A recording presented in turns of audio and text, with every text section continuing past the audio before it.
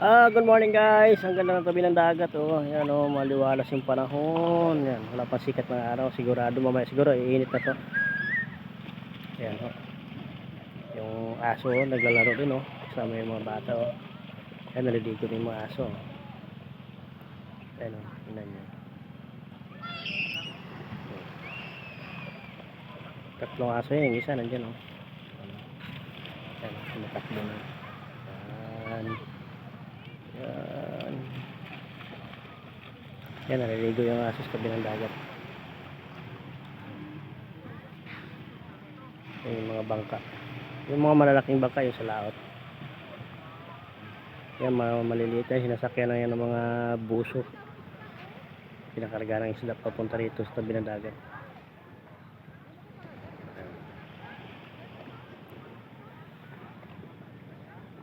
Maganda dito sa amin guys, ha? Tingnan yung white sand.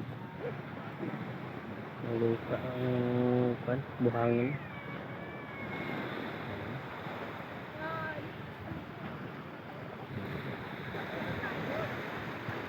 Ayun, maraming tao nagabali ng mga isda.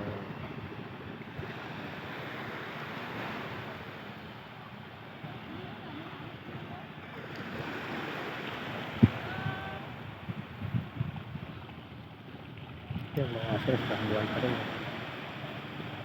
Mga aso, sanay na sanay sa tubig, oh. Yan, malango yan.